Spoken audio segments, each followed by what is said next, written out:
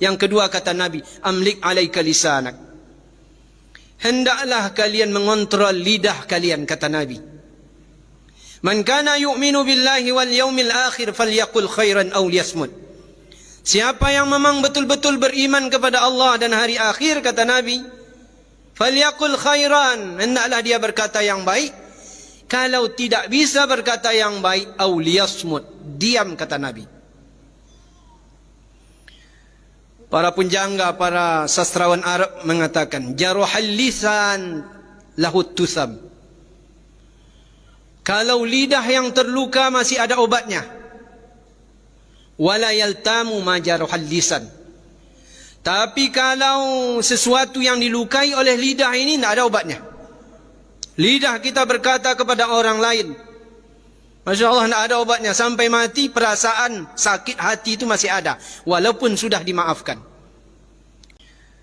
Para penjangga, para sastrawan Arab mengatakan, jaruhal lisan lahut tusam. Kalau lidah yang terluka masih ada obatnya. Wala yaltamu ma jaruhal lisan. Tapi kalau sesuatu yang dilukai oleh lidah ini tidak ada obatnya. Lidah kita berkata kepada orang lain, Masya Allah, tidak ada obatnya. Sampai mati perasaan sakit hati itu masih ada, walaupun sudah dimaafkan. Lisan ini Pak Bu, walaupun dia tak bertulang, tapi luka yang ditimbulkan atau sakit yang ditimbulkan karena lisan ini bisa lebih luar biasa sakitnya bila dibandingkan dengan pedang. Maka ada ungkapan, kalaulah luka disebabkan karena pisau ataupun pedang, masih ada kemungkinan obat bisa dicarikan. Tapi kalau luka hati manusia disebabkan karena lidah, kemana obat Anda akan dicari? Tak bisa mencarinya. Saya misalnya Bapak sekalian, ketika lisan saya menyakiti hati Bapak Ibu, sekalipun setelah ini luar biasa bagus akhlak saya kepada Bapak Ibu, tidak akan mampu menyembuhkan sakit hati Bapak Ibu. Lisan ini Pak Bu, walaupun dia tak bertulang, tapi luka yang ditimbulkan atau sakit yang ditimbulkan karena lisan ini bisa lebih luar biasa sakitnya bila dibandingkan dengan pedang. Maka ada ungkapan, kalaulah luka disebabkan karena pisau ataupun pedang, masih ada kemungkinan obat bisa dicarikan. Tapi kalau luka hati manusia disebabkan karena lidah, kemana obat Anda akan dicari? Tak bisa mencarinya.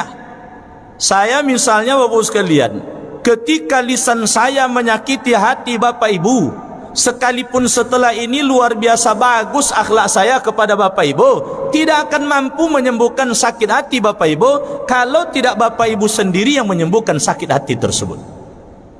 Maka itu sebabnya kita diperintahkan untuk menjaga lisan. Dalam satu kesempatan, Luqmanul Hakim kemudian diminta oleh majikannya agar kemudian menghidangkan hidangan yang paling enak di dunia. Ketika itu dihidangkan olehnya adalah gulai lidah dan hati. Dalam cerita itu gulai lidah dan hati sapi. Lalu kemudian keesokan harinya majikannya tadi kembali meminta, tapi permintaannya berbeda. Wahai Luqmanul Hakim, kalau kemarin engkau hidangkan hidangan yang paling enak, hari ini saya minta kepada engkau, tolong hidangkan hidangan yang paling tidak enak, yang paling membahayakan. Tapi lagi-lagi Luqmanul Hakim menghidangkan lidah dan hati. Maka kemudian majikan Luqmanul Hakim bertanya kepadanya, kemarin aku minta kepada engkau hidangan yang paling enak, engkau hidangkan lidah dan hati.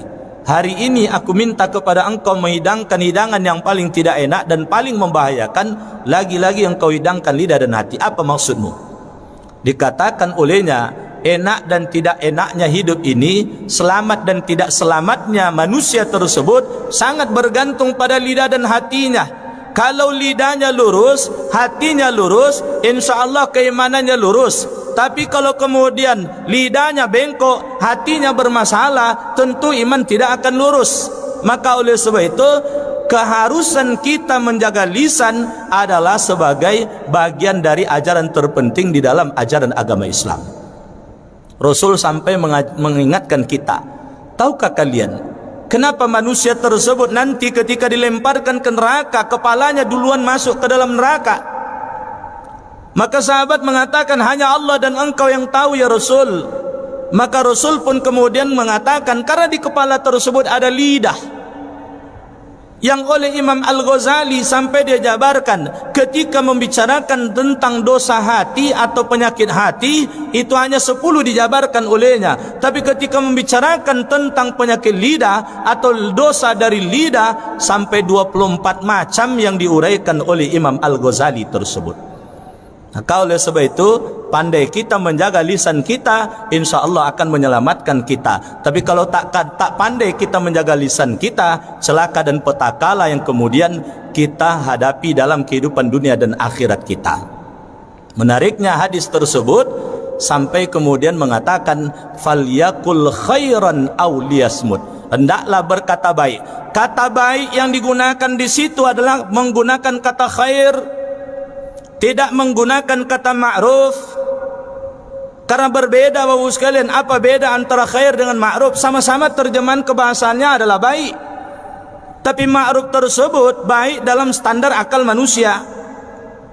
Tapi kata khair baik tersebut adalah baik yang berdasarkan nilai-nilai keumuman yang dituangkan dalam Al-Quran dan Sunnah. Artinya dalam keseharian kita, ketika menggunakan lisan kita, hendaklah kemudian di situ ada nasihat-nasihat yang tertuang secara tekstual dalam ayat Al-Quran yang kita sampaikan, atau mungkin secara tekstual tidak, tapi nilai-nilai keumuman dari Al-Quran dan Sunnah itulah yang menghiasi lisan kita. Itulah kemudian kesempurnaan dari akhlak manusia.